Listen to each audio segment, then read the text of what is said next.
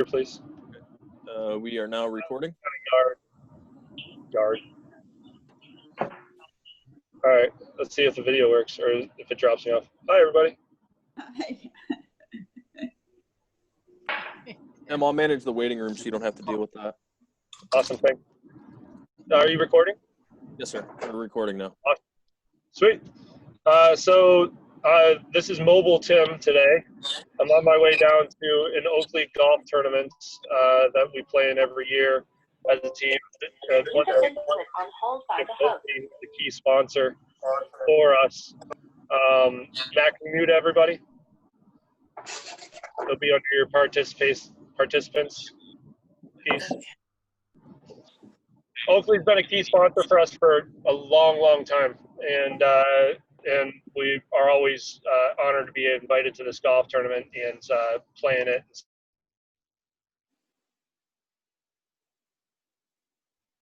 You muted me now. There we go. So update. So we're at our Tuesday meeting. This has been going on for, man, this is almost 5 months now. Somebody reminded me of that we've been doing this. It's been very helpful for our community, I think, to bond and come together during our crisis. And as Churchill said, never let a good crisis go to waste.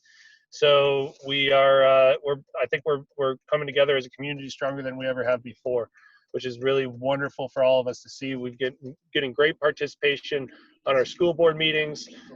So it's really nice to see everyone participating. So thank you again for putting this effort in and dedicating the time to our community and to all of us here. So mountain update, let's start there. The ski resorts, we had cold weather just 2 nights ago. We were 26 degrees on the way up to the shop, and we had 80-degree wet ball, maybe 24 degrees. We could have made snow. Now that would not have been a productive snowmaking period, but it's nice to see that those windows are starting to open up and we're starting to see some of that come about. It definitely wakes everybody up. You know, the snowmakers are testing their pipelines. We ran water through a bunch of our pipes to see if we could find any leaks. We try that this time of the year. Better than when those pipes are covered in snow and we can't get there. So they've found a couple places where they need to go and do a couple patch jobs or a few repairs. They also are running their air system to listen for any leaks in the air system and blow out a couple lines on Green Peak that we found some debris in last season. So that's well on its way. We are, I would say, 90% done, 95% done with the mowing. And the mountain's really looking good. That new mower helped out a lot this year, and it's all coming together.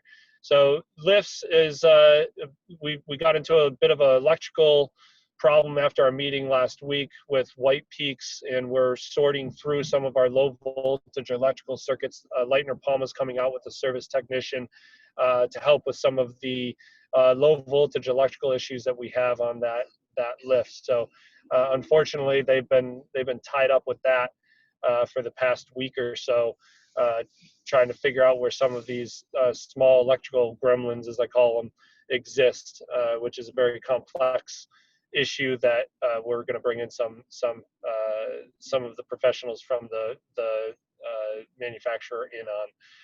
The shop is looking really good. Tracks are going onto the snowcats, so if we get an early season snowfall, we can get up there and do some cat skiing at least. And then we've got the next step is the tillers on the backs of the cats and the buses, and making sure all of our vehicles get the registrations done, so they're well on their way. Down in Town Square and at Silver Fox, occupancy levels are low on the weekdays. We primarily rely on group business this time of the year. The bus tours, the leaf peepers, all of that come in midweek. So we're not seeing much, if any, of that this year, obviously due to COVID. However, the weekends are strong. We are having increases in occupancy over the weekends. Leisure guest is obviously the biggest change that we've seen recently with our occupancy levels, and the booking windows for those leisure guests, especially this time of the year, is really short. People decide whether or not they're going to go leaf peeping kind of in the last couple of days of the week when they say, oh, look, the weather's going to be great up in Waterville. Let's go check out the leaf peeping. So those booking windows are quite small at this time of the year. The town square, we're starting to work on the occupancy levels of our tenants in there. More people are starting to ask about different restaurant options and possibly installing new venues. So that's it's uplifting to see, and I really think that we'll be in really much better shape than we were this summer by winter. We have some interested parties that I think are going to bring some new businesses to the valley, which will be great. Any questions on our ramp up or anything with operations of the ski resort? I know I'd like to get around the round robin before we dive into any of the new operational procedures, and I'll talk more about the document that's going in front of the task force on Thursday from the state level later on in this meeting. But if there's any questions, I can answer them now, or just go ahead and put them into the chat box. Yeah, it says straight. There's 2 ways you get there. Very good.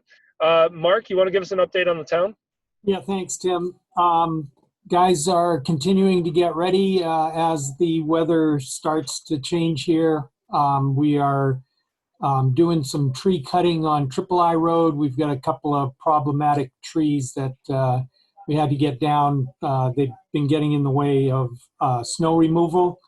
So we coordinated with the National Forest and identified some trees, and the guys got those cut down end of last week.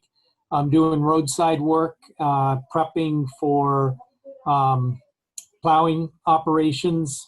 So you see the guys around town doing that. We have meetings coming up. Our Board of Selectmen meeting tomorrow, and then again on October 14th. The Planning Board, their next meeting is October 8th. Key for the Board of Selectmen is that our meeting tomorrow will be the first in-person meeting for the board, so they will physically be here at Town Hall. We are doing meetings in the downstairs meeting room, so we are still going to make Zoom and YouTube feed available for the public, and we encourage the public to attend through those mediums rather than come here to town. If you do have something and you want to talk to the board in person, please let us know so that we can make arrangements. The board's going to be 6 feet apart at their tables. The room is kind of small, so by the time we get our staff in there and everything else to give the selectmen updates, we will need to move people around if others come physically to the meetings. But please watch them online, and we always like to get input and ideas, so we encourage you to attend. The Planning Board is going to continue their meetings electronically. So their October 8th meeting will be via Zoom. We unfortunately we were not selected for the grant application that we submitted through the Northern Borders Commission. This is a multi-state group that provides infrastructure grants. We had applied for a road improvement, pedestrianization, and walking, hiking trail grant from them. It was a very large grant, around $900,000 total project cost, and this would have been half of the money from Northern Borders and half from the town. There were 27 applications this year, which was a very large year for Northern Borders. So there are a lot of towns out there doing these kind of infrastructure projects. They only had enough money to make 6 awards. So we think we had a pretty strong application. We might submit it again. I don't know. We're currently working with the Town Core Working Group and trying to figure out how to do that. So we're getting ready to do budgets. Department heads are already starting to put together their departmental budgets. We have our first meeting for the capital improvements program group from the planning board. So we'll be working on that. One final thing, which is a major thing here in the state right now, is drought conditions. We are in a severe drought area now for the town, for the state. Over almost 3/4 of the state is now in severe drought. So the selectmen will be talking about water conservation regulations again at their meeting tomorrow. And just urge everybody to please not do any outside watering. Don't wash cars. Don't do anything other than residential or commercial use of the water. So we are working on making sure that we have both well 2 and well 4 up and fully functional before the winter season. But there's no real appreciable rain in the forecast that will do much to the drought conditions right now before the ground freezes and before snowfall starts. So we're going to be in this condition through the entire winter going forward. So it's something as a community that we just need to do everything that we can to conserve water. And it's very important for all of us that we do that. So we'll keep you updated and provide more information as we're going forward. And other than that, I'm going to turn it over to Brooke. I saw her here. So Brooke, take it away. Mike Capel. Do you Hold know on, yet- Mike. I'll answer your question. Let Brooke Okay. give her update, and I'll answer questions at the end. Okay, I'll be brief. I just wanted to remind everyone that the fall foliage race is happening in person on October 11th. That's going to be a 5K and a fun run this year. We are maxing the 5K out at 100 participants and the fun run at 50. The fun run's mainly for kids. We are doing long sleeve race t-shirts for the 5K this year, and for the kids for the first time we are doing like a cotton t-shirt, so they'll be getting that. We are very grateful to our sponsors, Waterville Valley Foundation and Roper Real Estate, as well as Spear Memorial Hospital, to help us pull that race off, so thank you. We are looking for volunteers to help with course direction and flagging, and so we can keep the kids safe. We haven't had to ever shut off the roads completely because we've had such great volunteer effort. So anyone that's interested, please give me a call here at the rec department.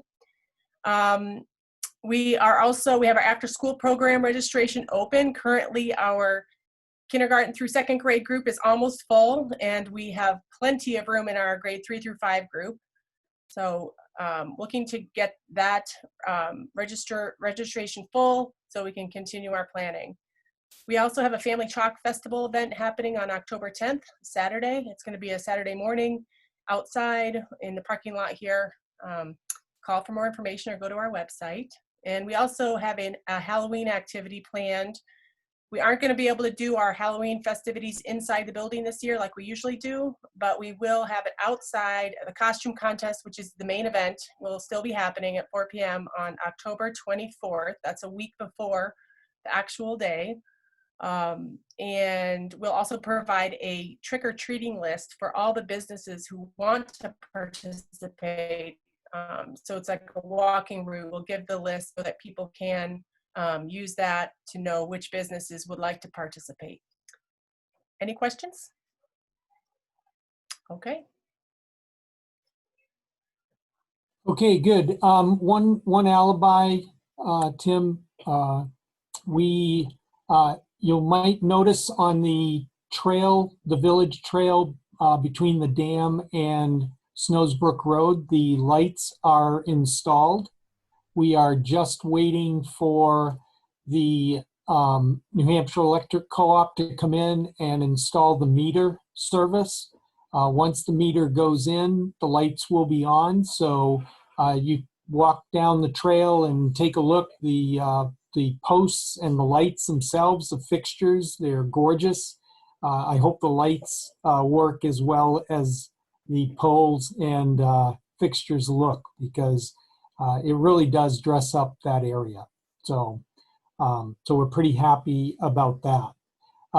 And Mike, you had a question for me. Yes, sir. Do you know yet whether or not the town is going to have a flu clinic? We have not received that notice yet. Usually Spear or Mid-State Health contacts us, but we definitely will have that on the website as soon as we get information about having that available. Thank you. We also had another question from Marilyn. I see lawn irrigation. Yeah.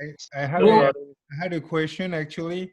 It's more about how you're communicating about the drought and not watering. I think one of the suggestions that I would have is maybe like reach out to all the condo association for them to communicate to the to their basically members, because I've seen that you talked about it last week, and I still saw that a lot of people watering their lawns. So maybe that would be a good solution. That way, they can spread the word out there. Yeah, that's a great idea. Thank you very much. Once the selectmen adopt the regulations, these will be temporary regulations. We will mail them out to all the condo associations, and we have a water billing that will be going out here in a couple of weeks, and we'll follow up with the contact to the associations to a notice to all of the property owners with a link so that they can look at it themselves. And as far as Marilyn's question there to everyone, we're going to do a drive around today, and we'll contact property owners individually even before the selectmen adopt the regulations, and ask them to do it individually. So thank you very much. Thank you. Any other questions? Okay. Awesome. You got it, Tim. Thanks, Mark. Thanks for the updates. And, we're going to move over to schools now. And the school update, we had a school board meeting a week ago on Thursday. Thanks for everybody who participated. It's great to see so many people engaged on the school board now. For a long time, it was just Mike, and myself, and I got sick of saying Mike all the time. So it's great to have more people there. But the major issues with the school right now obviously are budgets, and we don't qualify for any of the CARES relief funding due to the status of our school. So we're working with the SAU to see if there's any other ways to work with our government in helping with some of our budget shortfalls. And that is obviously our number one concern right now. And luckily we have a very proactive SAU who's helping us try to conquer that mission there. As of now, it looks like we're going to have a shortfall, over $150,000 as of now. So we have a pretty tall task in front of us. And Mark, you've been great at working with us also.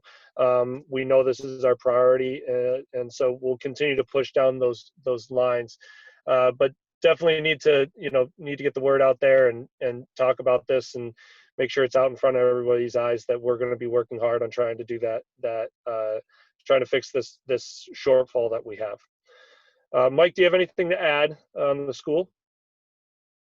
On the plus side, however, as you talk to kids around town and parents around town and talk to the teachers, the school is doing a spectacular job. Kudos to Gail, kudos to her staff and teachers. Yeah, we're spending a lot of money, but by the same token, you talk to the kids and the kids are really ecstatic about being back in school and everything is going well. Jan, I guess you asked the question, and I guess the last thing we saw, I think was 61 population. Is that what I remember seeing last week? Correct. So there's 61 kids in the school as of last Thursday. Correct. All right. And I see we have some parents of school-age Oh, students one here. other thing that we should mention, all right? Is Dr. Waite on there? Yep. Oh, great. I'm here. He can expand on what I'm gonna say, is that last Saturday, we installed a UV system that is in through our HVAC air circulation system, which I'm told, no promises, no definitive, no anything else, but all things considered, it is definitely for benefit in treating various types of viruses. And we don't know for sure if it works for COVID, but it works for other things. So he can expound on that a whole lot better than I can. It does work. Ultraviolet irradiation does kill a wide variety of pathogens, no question about it. The irradiation has to reach nooks and crannies, or if you have a part of an air filtration system or an air handling system like an HVAC system, that works pretty well too. But kudos to the school for you guys putting that in place. Thank you. Is there any comments from any of the parents of any of the children? I see we've got a few of you guys on here. I want to welcome you definitely to the community, and it's been awesome having so many kids around the school. If any of you want to say anything. I'll just say, Oh, there we are. hi. I'll just Hi, say how are you? I'm so happy. I love the school. The staff has been amazing. The teachers are wonderful. Gail's done a phenomenal job, and always with a positive attitude.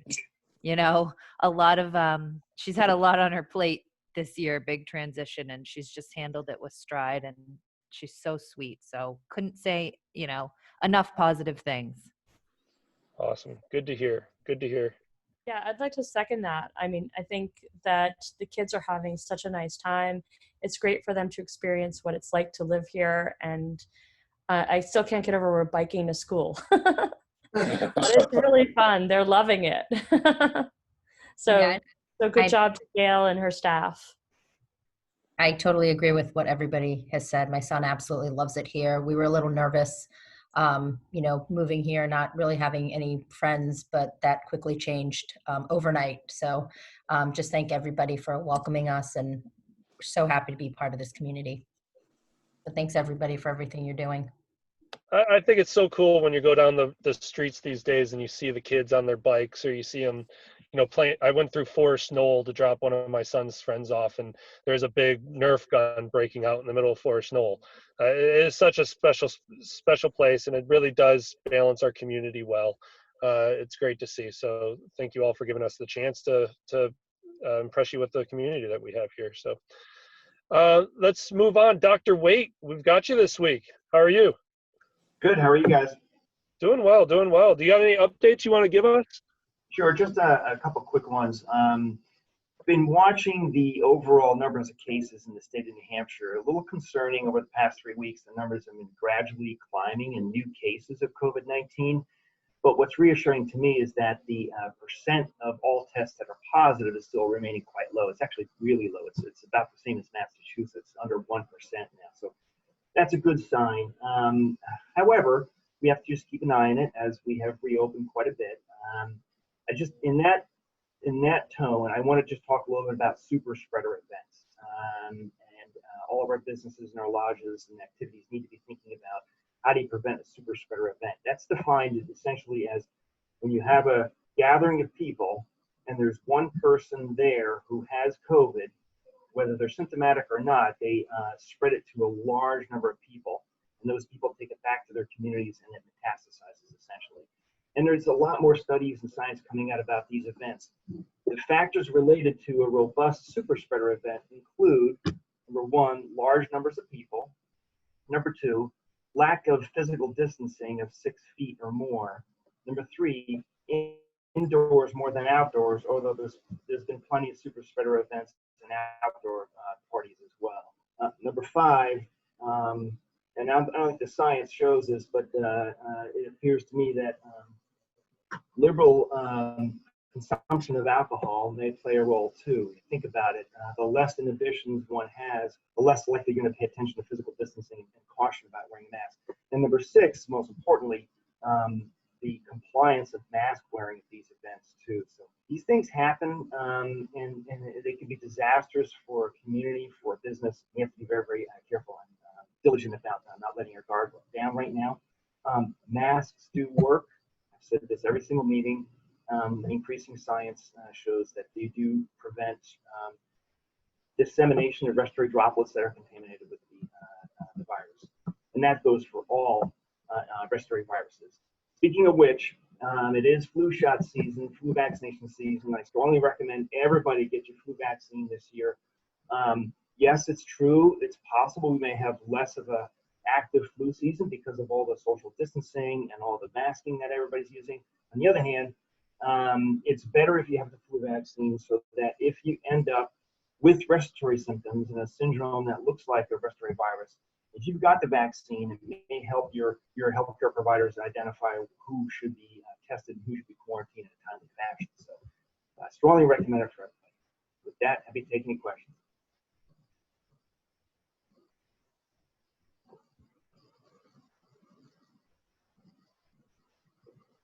Thanks. Wear your mask. Wash your hands. I did throw one in the comments, but the question is, I'm from the PTA, what is the safety feeling about having bake sales? Wow. Well, certainly food events where there's an open buffet is a bad idea. Buying pizza where everyone congregates around the table and grabs pieces of pizza and touches different pieces is not a good idea, for example. Events where food's being sold need to be individually provided to each individual person consuming it. If it's been an event with like a lunch, individually packaged lunches are great. Bake sales, I think if that's a hard one. I think if you can do the sale when in such a way that you can assure a 6-foot distance from everybody during the entire sale, during the sale process, at the table, every vendor is a minimum of 6 feet from each other, and then you sell a whole cake at a time. That probably would work just fine.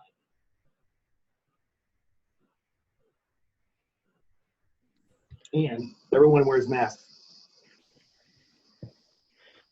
Morgan, does that answer your question? Oh, there it is.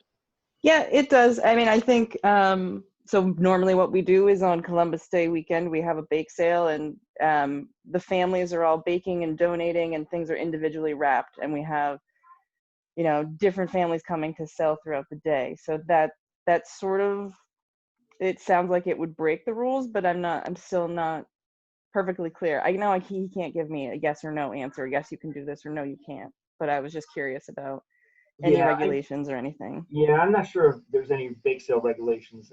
Probably not. But you know, some of those principles I talked about would make it safer for you to do, especially if the families who are doing the baking individually wrap them before bringing them to the sale itself. And you've got large tables where everybody can be separated by at least 6 feet, and the line doesn't get long, and everyone's separated by 6 feet in the line. Those are all very important principles to adhere to. Okay. Any other questions for Dr. Waite? Marilyn? There, you got me on. I have 2 questions for you, Dr. Waite. I was wondering, this slight uptick in the last 3 weeks, is it more confined to southern New Hampshire, like Manchester, Nashua, that area? Looking at the New Hampshire data, they have nice maps by town and by county, and the answer is yes. But that's been true for the entire pandemic. The largest clusters of cases have been in the most populous areas, and that makes sense, the largest numbers. But when you look at the rates, the incident rate per 100,000, the rates are the highest down in southern New Hampshire as well, too. In fact, I was looking at it, Nashua, where one of our hospitals is, has looks like the highest incidence rate per capita in the state right now as far as cities go, even higher than Manchester. So that's true, but people travel, and the virus could be imported at any point in time to any one of our events, and we have to be remaining diligent about our masks. Did I mention masks already? Wash your hand, wear masks. Yes, alcohol for everyone. Alcohol Okay. gel for everyone. And my other question is, I recently heard Dr. Fauci, our beloved Dr. Fauci, was quoted as saying that he thought, I mean, we all know the super spreaders events. I think that I've been seeing them in Waterville Valley with weddings and stuff. I just, I'd like to see them come, but in this case, I'd like to see them go home. But he said if he could, where he thinks the source of major problems is gyms, bars, and the third one that he said was restaurants, which surprised me because I feel that I'm careful, but I was also thinking of returning to restaurants. So how do you think that third one I thought was surprising? How do you feel about that? Scientific evidence does suggest that going to a restaurant or a bar does increase your risk of acquiring COVID, no question about it. But when you think about it, again, based on the principles I said earlier, you're indoors, you're closer than you would be to someone if you were normally outdoors. My favorite restaurant at home that I have gone to once. I went there because the owner separated the tables 3 times as far apart as she was required to. I like that. That gave me more confidence. So the key is really keeping people physically separate, and how compliant and how aggressively they require people wearing the masks, walking to the table, walking to the bathroom, things like that. And take a look at the staff too. All the staff have to wear masks 100% of the time. And I would not frequent a restaurant where somebody's not wearing a mask and it's a staff member. Okay. And I have to point out Tim Smith, in his car, put a mask on. He struggled. He knocked his glasses off. It was hilarious to watch that. But he put it on in his car. Nice job. Can I ask you one more question? Sure. Then we're all navigating this, but my mom's 90 years old, so I take her to her doctor's appointments, and she was in for a routine appointment, and the doctor that we love was very personable, came into the room and spent a good 45 minutes with her, but never had a mask on. And I was surprised, but I didn't feel like it was my place to say anything, and maybe I was the one misunderstanding, but it just didn't seem right to me. I know I've just put you in a bind. I put you in an ethical bind. Healthcare workers should be wearing masks 100% of the time you're caring for patients and seeing patients. That's all I'm saying. Okay, thank you. Sure. Anybody else, Dr. Waite, that wants to ask Dr. Waite a question? Very good. Dr. Waite, I really appreciate all the time you give to us, and this is really awesome to be able to have these discussions. And I know a lot of people tune into this discussion just to hear what you have to say. And with this crisis changing by the moment on a day-to-day, and your position, we're very fortunate to be able to have you on the call. So thank you very much. Appreciate your time. My pleasure. I love Waterville too, and I want to see all the businesses do well. And I think we will, especially as we reinforce all of these procedures. An interesting thing that I've been seeing a lot of is more pressure towards the mask and even less on the social distancing. Is that more the direction we're going to be headed? It seems as though mask social distancing is important, but it felt like social distancing first and then a mask. Now it's like mask. Is that correct?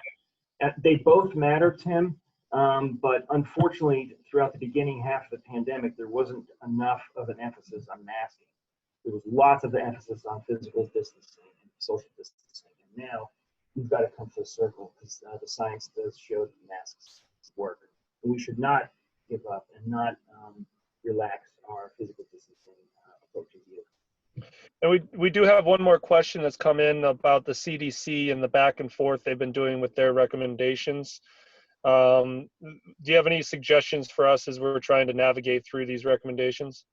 Yeah, honestly, I'm less concerned about that. And reading the wording that they put up and then took down, and descriptions of airborne versus small droplets versus large respiratory droplets, I think there's a tremendous amount of misunderstanding out in the public about really what's being said or what's not being said.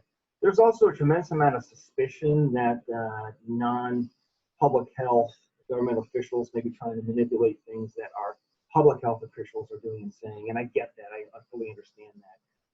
I think the CDC works very, very, very hard to get their wording just exactly right, so it's not misleading, and it's based on scientific evidence, and it's practical.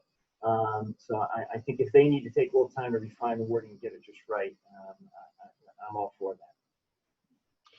Yeah, and is it safe to say that even this far into this pandemic, we're still figuring things out, and this is still a very fluid situation, and we all have to be able to kind of roll with those punches and make sure that we can stay on top of it for our own personal protection and for the protection of the ones around us. That's a fair statement. Good. Dr. Waite, my understanding is you're going to be appearing on behalf of the Ray Center in October. Is that right? I don't have the details in front of me. I'm just aware that it's happening. So maybe you could give a little self-plug. I am, but I'm not quite sure that Leah and I decided on a date yet. I think I have to get back to her. Thanks for reminding me. Awesome. Yes. Thanks again. That's really, really great information there. I believe we're at the point where we can have some more discussions from any business owners or from any community members that want to say anything at this point, or I'll just call on people that I want to talk to. Whichever way we want to roll. All right, I'm going to pick on Cindy Powell. Cindy, are you there?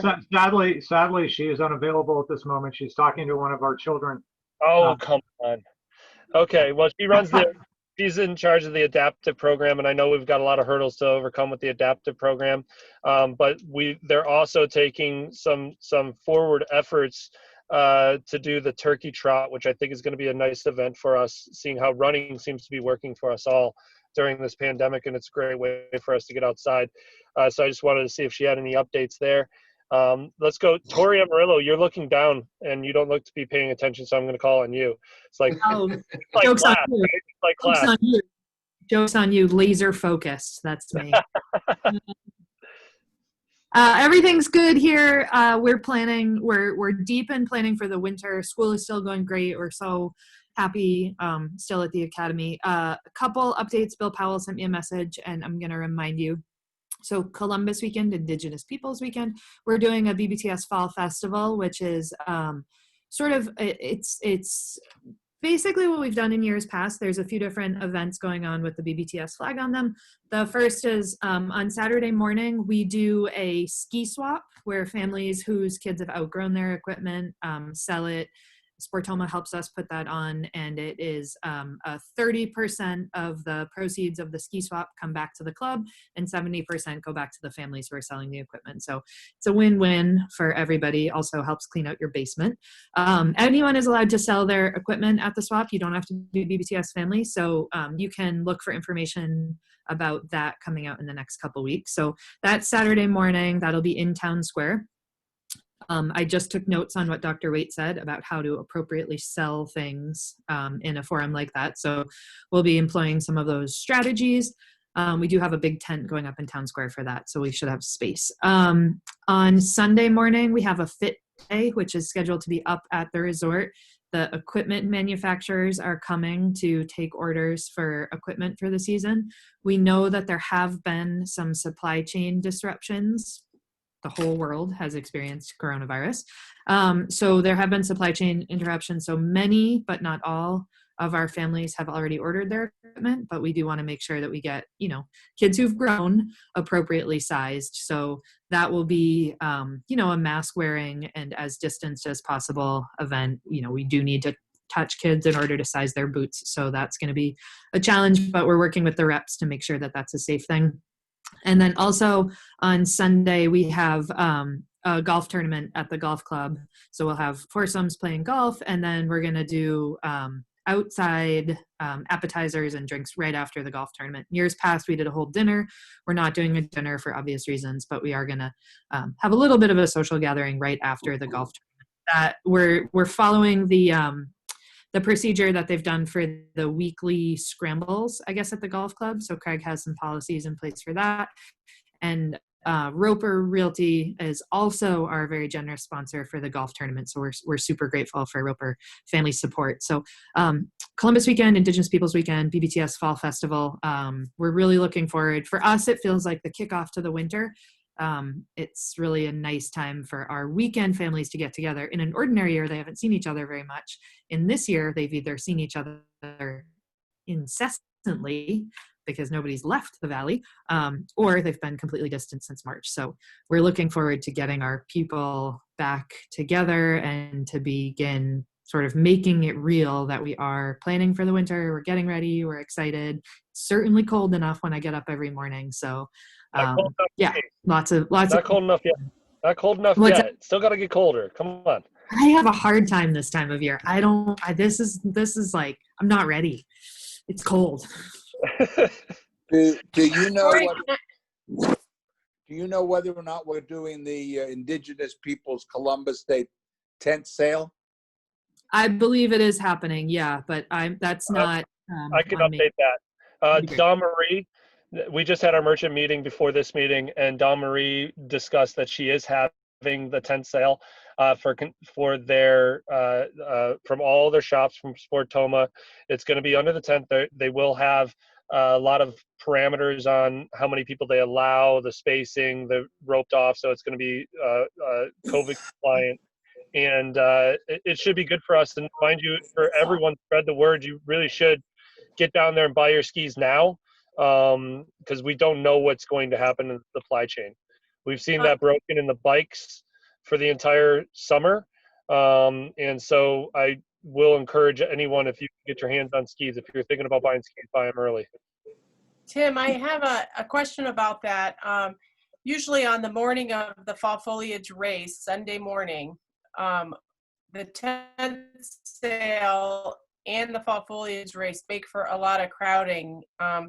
Is there any way to delay the start of the tent sale on the morning of the race until like 12 p.m. when the race is over, so we don't have double the crowds during that time? You'll want to talk to Dawn Marie. She's in charge of the tent sale from the Sportoma side, and Tori, I believe you're in charge of the ski swap side. Yeah, the swap. We can certainly talk about that for the swap. Our crowds tend to be pretty small by Sunday. The idea is that we do the swap on Saturday so the families have a shot at used equipment. And then if they don't get what they need, the fit day is on Sunday. So they kind of have assessed what their needs are and go into fit day ready to spend money on new equipment after confirming that they can't get used equipment. So we can talk about whether the swap even happens on Brooke, Saturday morning. Are you adjusting your finish line like we did for the Black Bear? We are, I wasn't aware of what you did for the Black Bear in regards to that, but we are going to make our start and finish line the same. And so the plan right now is to make it happen out on the road for the start and finish.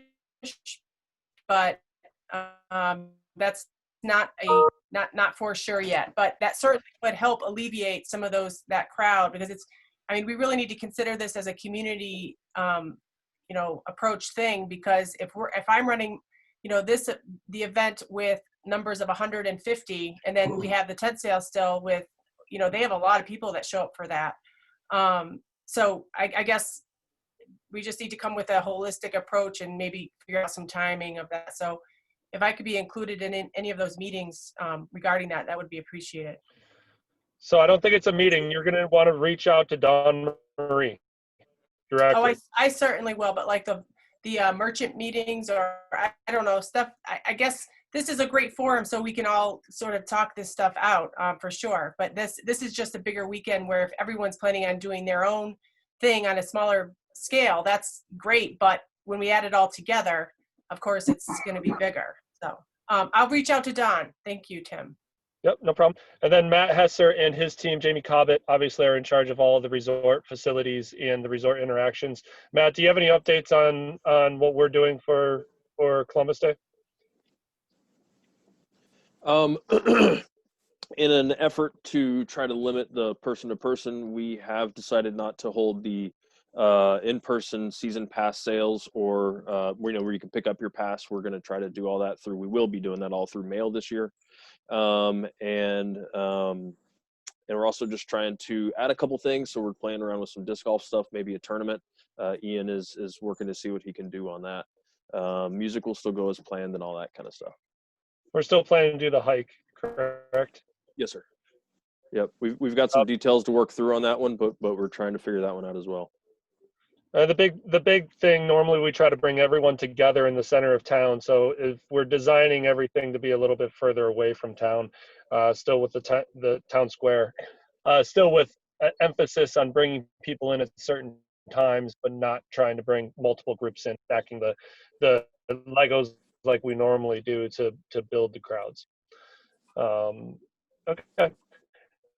Let's jump over to Bill Powell for the community update. Well, usually I like to come with something profound, and I failed miserably today. But I guess the message, and it's what we've been working on in the wigwag pretty heavily, is just it's a celebration of fall. And the thought is that a lot of people are up here, with the mindset I know I always have. I've got bike season, I've got ski season, and everything in the middle is just transitioning from one to the other.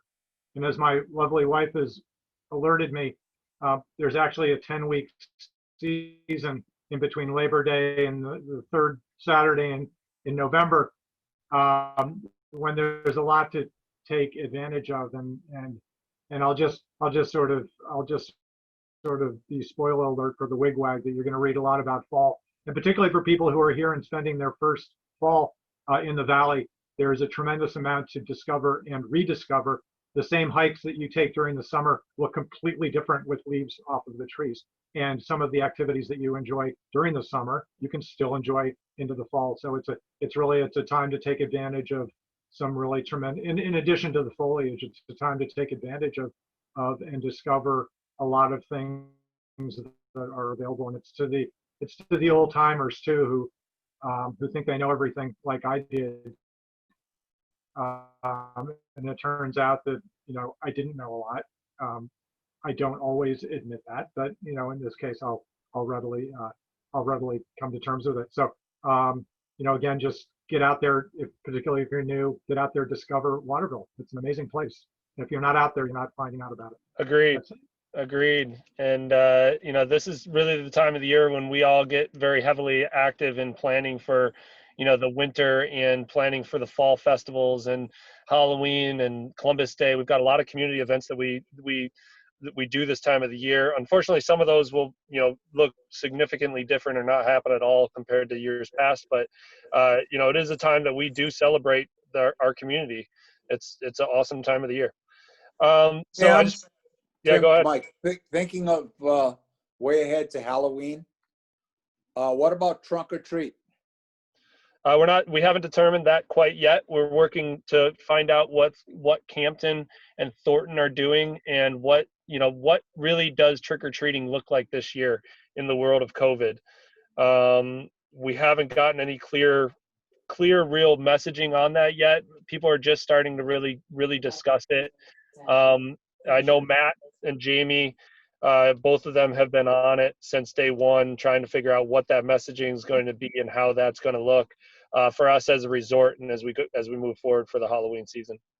How about I don't know if anybody out there knows about the gazebo sachet. My magnificent wife wants to know. The last I heard of the gazebo sachet, that it was being postponed or canceled this year, and it looks like we're not going to be able to have it. But once again, that's still a ways out there. So I think it's if there's a way that we could do it as an outdoor event and at least get us together. Maybe it's not sashaying. Maybe we're just walking or just trotting through the town. I don't know, like it's something different, just for this COVID world. As Dr. Waite described, the complexities of sharing food, we can all see that complexity, and we need to watch out for that. But nothing's to say we can't walk around and enjoy each other's company. with some social distancing and of course mask wearing. But it would be nice to organize something. I agree. Thanks. Yeah. All right. So I just wanted to real quick update you guys on the task force and where we're at with ski resort task force. This has been my main priority for the past couple of weeks here. We've made some really big strides, and it goes in front of the task force on Thursday. So we've changed a lot of the verbiage even late into last week, and we're very happy to be presenting this to the task force. Ski New Hampshire will be represented there through a couple of members. We'll also be meeting with the governor, with some of our members later this week. So you'll see a ramp up on this information. Mind you, I've been working on this since last winter, so it's nothing earth-shattering that you guys haven't heard me talk about. But once again, it's going to be primarily based around the fact that your car is going to be your lodge. Get used to your car being your lodge. Get used to wearing masks, even when you get done with your ski run. You normally pull your mask down to breathe a little bit.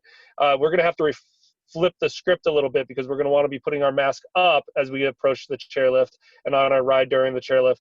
And then if you need a break, do it on your downhill descent. So that's a big one that's going to change for all of us when we ski.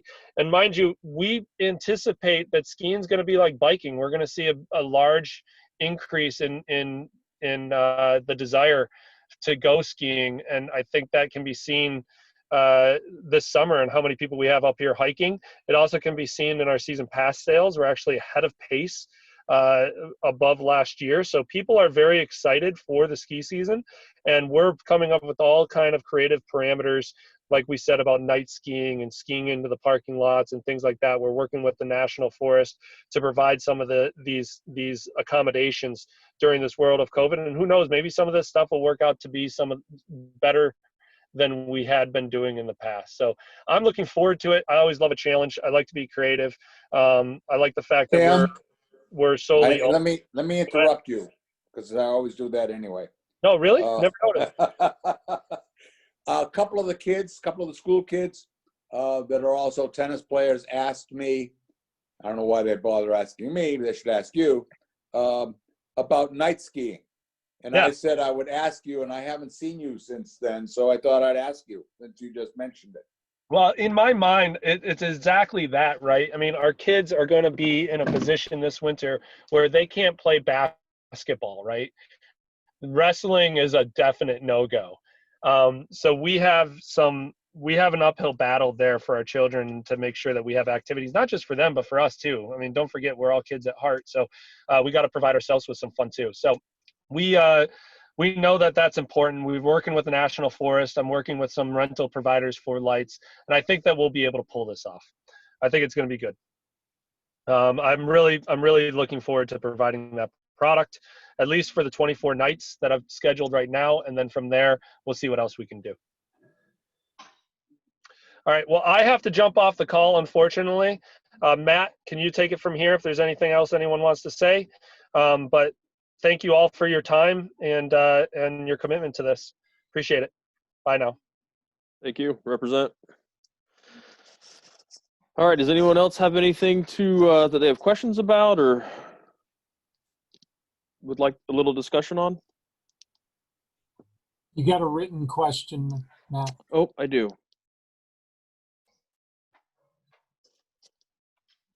I accidentally closed my chat. I believe it was, what trail would night skiing be on? Probably in the exhibition Whitecaps area, is the location that we're looking at. Kind of keep it center stage.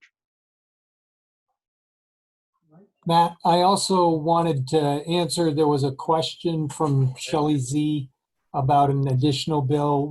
Unfortunately, we can't by law include anything else with the tax bill.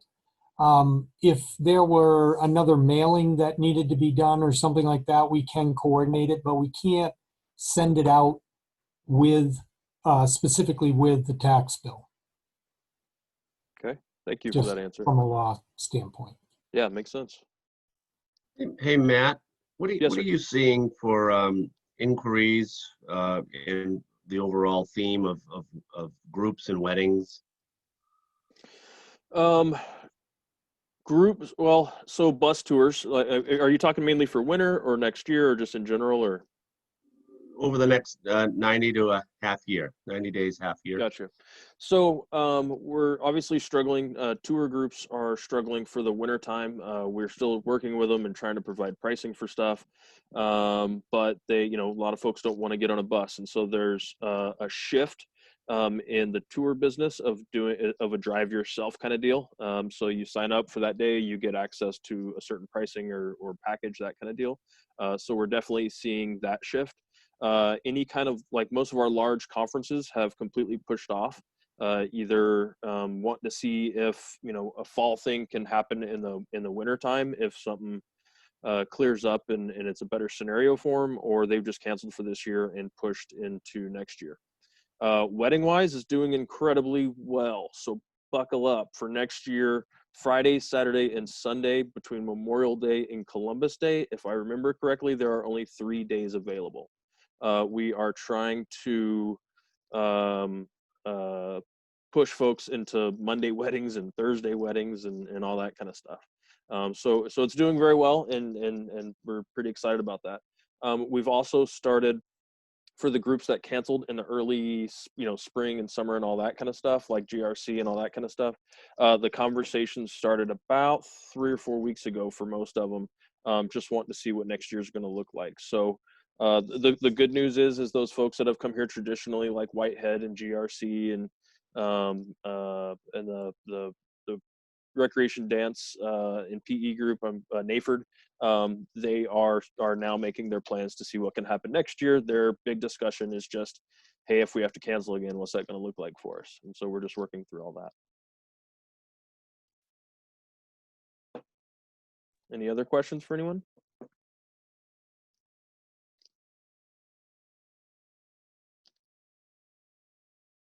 Okay. If there are no more questions, then I think that calls us for the meeting. I really appreciate everyone for coming. We had over 54 people here today, so thank you guys very much for participating. Have a great day.